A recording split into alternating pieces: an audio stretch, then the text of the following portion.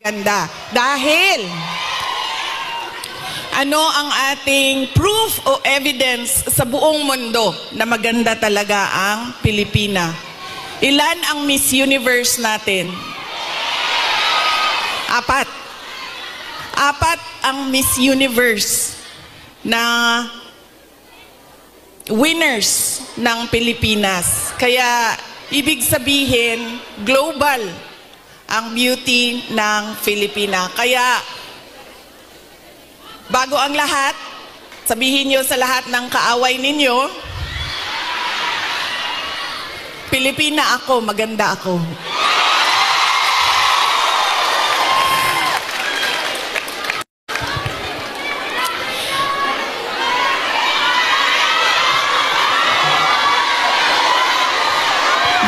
Sabi natin, 'di ba?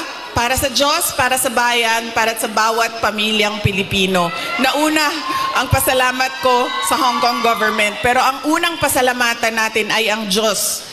Para sa araw na ito, para sa magandang araw na ito, at para sa oportunidad, pagkakataon na ibinigay niya sa atin na magsama-sama ngayong March 9 dito sa Hong Kong. Dinala niya tayo lahat dito para sa bayan.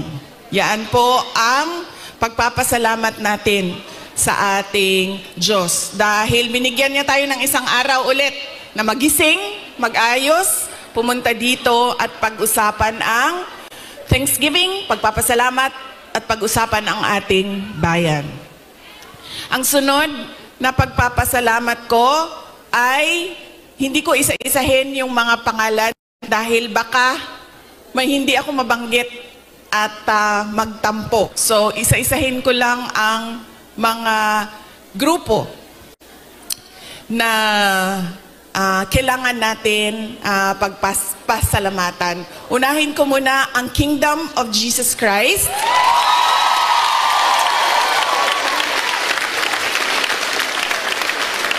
Dahil sa kanilang pagod, luha at pawis para mabuo ang ating Thanksgiving ngayong umaga na ito.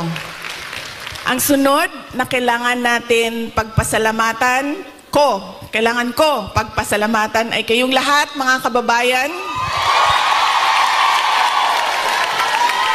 namin, mga kababayan namin dito sa, ang iba galing pang Pilipinas. Marami tayong mga bisita na galing Pilipinas, galing Hong Kong, galing Macau, meron pang galing sa China at merong galing Japan.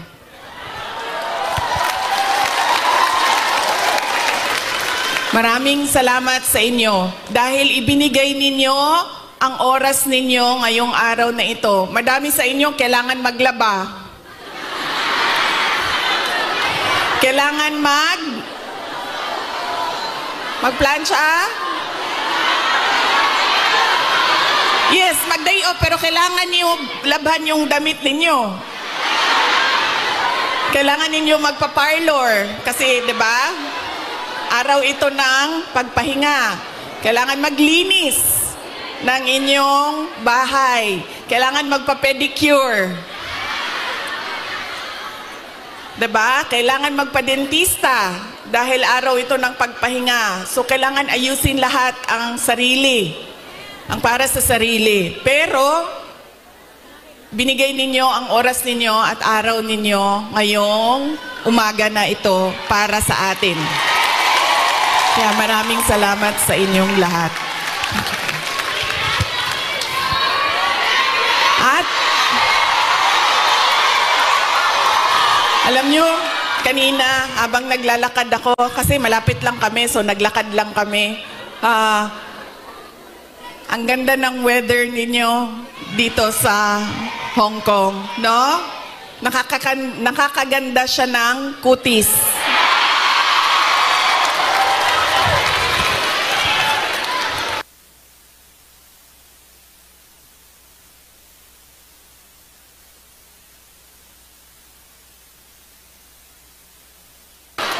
Anong sabi namin na nakatira sa Pilipinas at yung mga nakatira sa mga kababayan natin sa Middle East? Sana all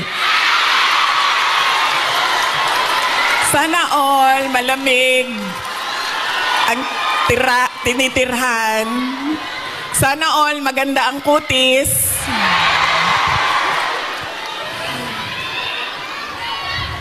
Kaya isa din yan sa dapat ninyong ipagpasalamat sa Diyos. Nandito kayo sa lugar na hindi magulo, maganda ang klima, at lalong-lalo na nandito kayo dahil meron kayong hanap buhay. Hindi natin gusto na umalis ang ating mga kababayan sa Pilipinas. Pero marami sa atin, dahil walang oportunidad sa ating bayan, ay nakikipagsapalaran sa iba't ibang lugar sa mundo para sa inyong mga pamilya. Kaya yun ang sunod natin na pagpasalamatan, yung ating mga mahal sa buhay. Bawat pamilyang Pilipino, kailangan natin magpasalamat sa kanila dahil binibigyan nila tayo ng lakas, sinusuportahan nila tayo, at tinutulungan nila tayo sa ating pakikipagsapalaran sa ibang lugar. Ayaw nila na umalis kayo, ayaw nyo rin na iwanan sila. Pero kailangan natin gawin dahil kailangan suportahan ang ating mga pamilya. Okay? Pagpapasalamat, ulitin ko sa Diyos, sa Hong Kong government, Hong Kong Police, sa KOJC, sa inyong lahat, mga kababayan namin na nandito, at syempre kailangan natin pasalamatan ang PDP laban. Parang tinanggal na ata nila ang laban, no? PDP na lang, no? Opo.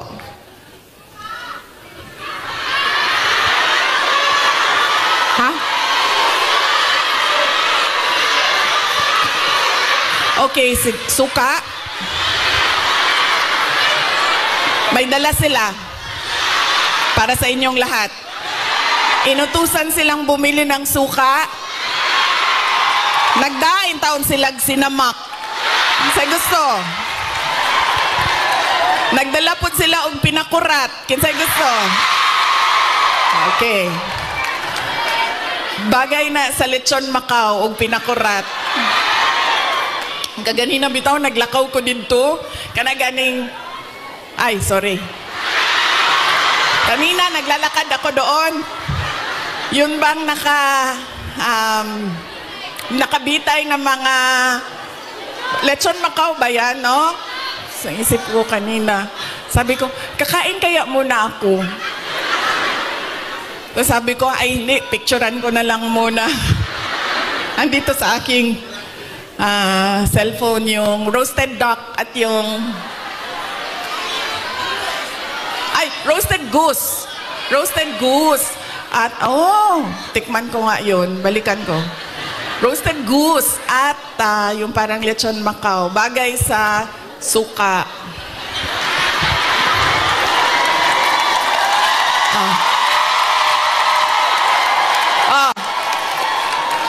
Ano pa ang bagay sa suka?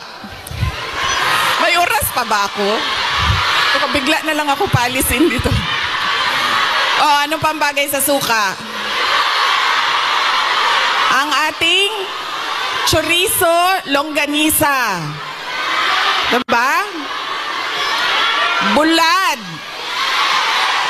Chicharon.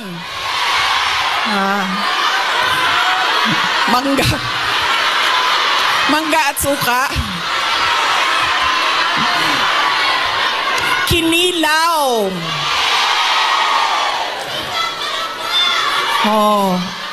Bulad, galunggong. Yes. Diba? So, kaya tayo lahat nauutusan na bumili ng suka. Kasi lahat yan, lahat ng pagkaing masasarap, kailangan ng suka. Alam niyo, wala sa listahan ko yung speech na suka na yan.